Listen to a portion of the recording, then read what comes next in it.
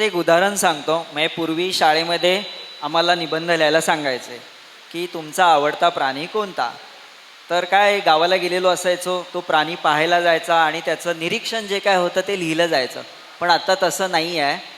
आता माय favourite animal, माय favourite pet असं टाकलं तर इतकी इन्फॉर्मेशन येते की मुलांना काय लिहू आणि काय नको हे कळत नाही.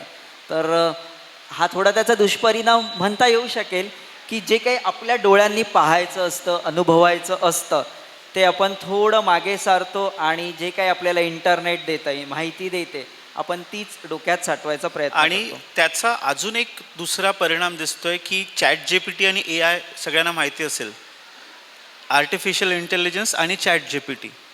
आता त्या दिवशी एक मुलगा आला होता, त्याची आई त्याला घेऊन आली होती आणि तिने काय सांगावं की याला मी चहा बनवायला सांगितला होता, शिकवत होते ह्याला चहा कसा बनवायचा.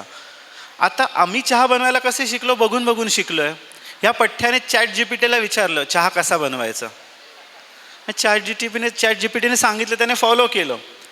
म्हणजे जे ऑब्झर्वेशनमधनं ज्याचं अनुकरण करून शिकायचं आहे असं केलं जात नाही आहे.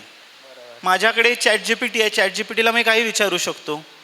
त्याप्रमाणे गडबड अशी होते की आजूबाजूला जे घडतं आहे त्याच्याकडे बघायला वेळ नाही आहे आपल्याला, कारण ChatGPT आपल्याला सगळे उत्तरं देणार आहे. पण ChatGPT किंवा AI वरची जी माहिती आहे ती कोणीतरी फीड केलेली आहे आणि ती लिमिटेड असणार आहे. त्यामुळे हा एक त्याचा दुष्परिणाम आहे.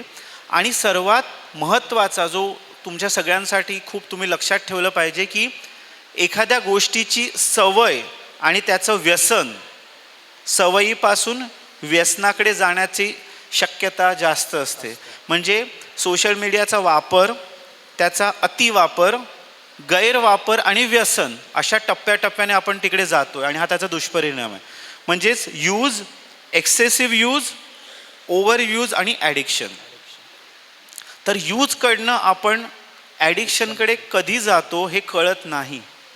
तर ते मला वाटतं ह्या टेक्नॉलॉजीचं आणि सोशल मीडियाचं एक सर्वात मोठा धोका आहे, जो कोणाला लक्षात येत नाही. जोपर्यंत आपण त्या ॲडिक्शनच्या स्टेजवर पोचलेलो असतो तेव्हा मग पेरेंट्स घेऊन येतात की आता काहीतरी करा.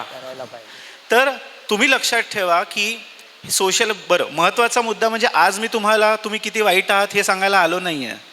दुसरी गोष्ट, सोशल मीडिया, इंटरनेट हे वाईट आहे माझं अजिबात असं म्हणणं नाही आहे. पण ते कसं वापरायला हवं हे आज आपण थोडंसं समजून घेणार आहोत. दुसरं म्हणजे बऱ्याच वेळेला इन्फॉर्मेशन ओव्हरलोड होते आहे. म्हणजे इतकी इन्फॉर्मेशन आहे, कळत नाही त्याचं काय करायचं. तर हा एक दुसरा निगेटिव्ह त्याचा परिणाम होतो आहे. आणि मग पेरेंट्सची अशी कंप्लेंट आहे की हा आहे ना नुसता पोपटपंची आहे, सगळी उत्तरं देतो, पण एखादी गोष्ट सांगितली जबाबदारीने तर वागत नाही. हां, अशी कंप्लेंट येते बरं का, तुम्ही आहात असं मी म्हणत नाही आहात. पण हा एक परिणाम होतो, हा एक दुसरी गडबड होते, जिथे इन्फॉर्मेशन खूप आहे, माहिती खूप आहे, पण त्या माहितीचं करायचं काय हे माहिती नाही.